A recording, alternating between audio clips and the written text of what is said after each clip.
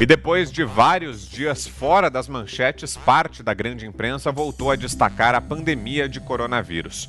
E o destaque ocorre porque o Brasil atingiu a marca de 1 milhão de casos confirmados da doença nesta sexta-feira. Mas não houve destaque algum ao fato de o Brasil ter passado a marca dos 500 mil recuperados. Exatos 520.360, para sermos mais precisos. Nesta sexta-feira, o governador João Dória afirmou que mais 2 regiões do interior paulista, de Registro e Marília, terão que retroceder na flexibilização. Ambas as cidades saíram da fase laranja do plano, que permite comércios abertos, para a fase vermelha, em que há previsão de funcionamento apenas das atividades essenciais.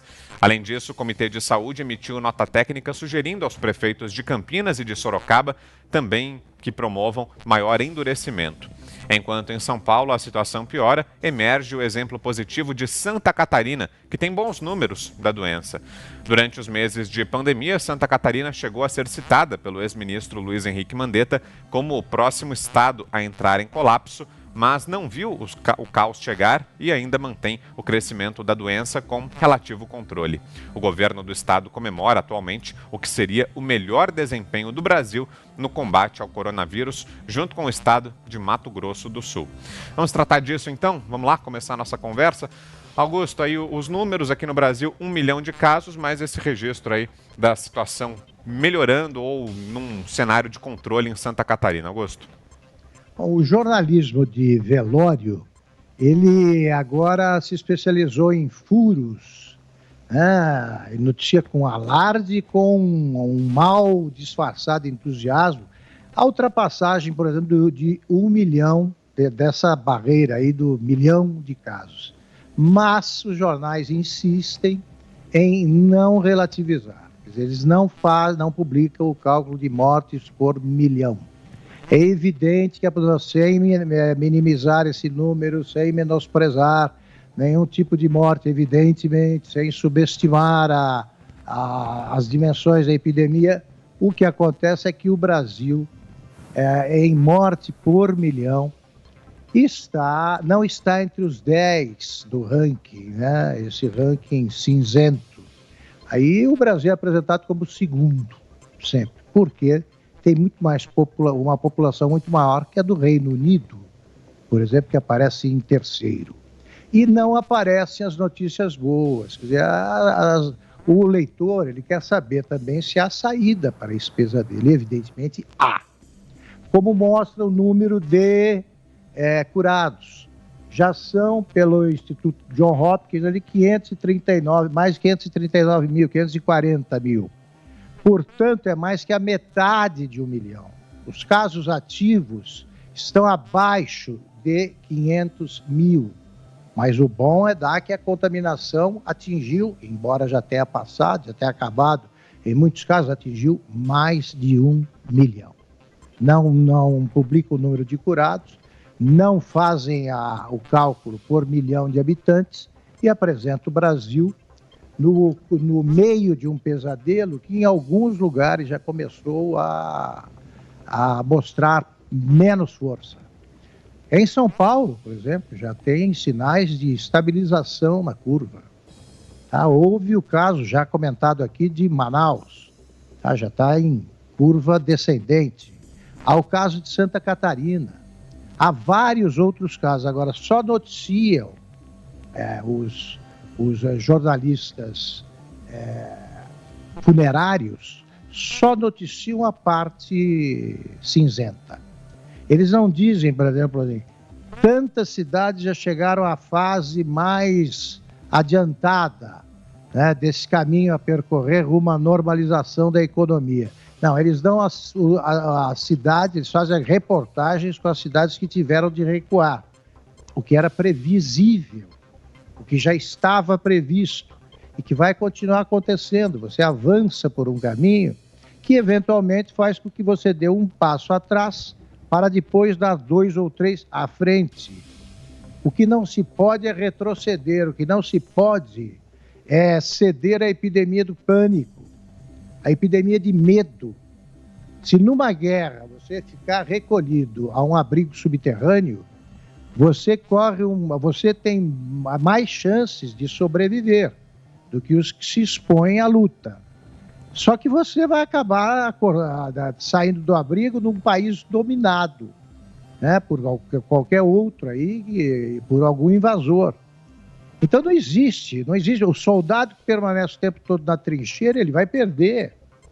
Então o momento, como tem lembrado sempre o Guilherme Fiuza, aqui é de avançar com todos os cuidados, mas avançar e não recuar.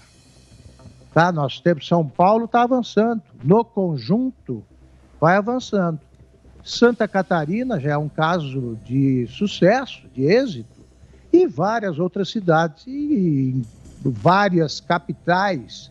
A epidemia sequer se manifestou de maneira muito branda, ela apareceu ali. Então é o seguinte, nós estamos querendo subestimar números aí que são muito negativos, né? São negativos. Mas a gente não pode esquecer que existe saída e que essa saída foi encontrada e está sendo percorrida. Percorrido o caminho que leva para longe do pesadelo. Tá? Tratem com mais carinho os leitores. Tá? Não é para se preocupar com a vida, não piorem a vida dos leitores. José Maria, e um outro número que deve ser divulgado com alarde também aí nos próximos dias é o de mortos, né? Possivelmente o Brasil vai chegar à marca dos 50 mil mortos, talvez até já nesse final de semana ou no começo da semana que vem.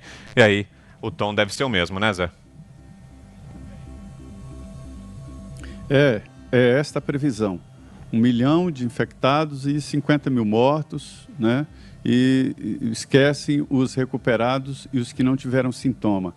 A situação é a seguinte: este é um problemão para o mundo. O coronavírus, o novo coronavírus, é perigoso porque ninguém sabe exatamente quem ele atinge. É certo que alguns acabam tendo dificuldades maiores, idosos, pessoas que têm doenças pré-existentes, como diabetes e outras, né? E ele poupa muito crianças, mas mata criança, mata jovem adulto e mata também pessoas mais velhas. Isso é real. Não há possibilidade de remédio, não há cura até agora. Existem indicações, uma aqui, a cloroquina, outros medicamentos e tal, mas não há comprovadamente uma cura. Não esperem vacina agora, durante esse ano, é impossível. Então, o que acontece? Posto isto colocado, digamos o seguinte: todo o trabalho de quarentena e de afastamento social vem no sentido de proteger o sistema de saúde. Não há dúvida. Então, esse trabalho de afastamento é para evitar um colapso no sistema de saúde. Se todo mundo, ao mesmo tempo, procurar os hospitais, não vai ter jeito, os corredores vão ficar cheios, vão faltar respiradores. Esse é o mantra, né? Exatamente evitar a doença. Alguns não terão, mas a maioria terá sim. Não há como fugir disso. E o que acontece? Esse número aí de 1 milhão, Vitor, ele é equivocado. Primeiro, que ninguém sabe exatamente quantos são, porque não há uma testagem em massa e nem organizada de forma racional, como uma pesquisa aqui no Brasil. Então, nós não sabemos se a marca de 1 milhão é verdadeira. A ficção é tanta que, por exemplo, os 1 milhão de infectados, alguns internados, outros morreram e outros foram recuperados, né? 500 mil recuperados. Então, já não é mais 1 milhão. Se 500 mil foram recuperados, esses recuperados deixam de ser positivos. Eu conheci aqui em Brasília uma família inteira, pai, mãe e filhos, que foram positivados, nenhum foi hospitalizado. Uma filha teve lá uns sintomas de falta, perdeu o olfato, perdeu o sabor e tal, mas não foi internado, não teve nada de hospital, a família inteira. Em seguida, os dois, pai e mãe, tiveram que trabalhar, fizeram um teste, deu negativo. Então, significa o seguinte, que desses 1 milhão, 500 mil foram recuperados, já estão negativados. E mais, eles não terão de novo e passam a ser proteção. Então, esta é a realidade. Então, esses números não fazem mais nada além de assustar.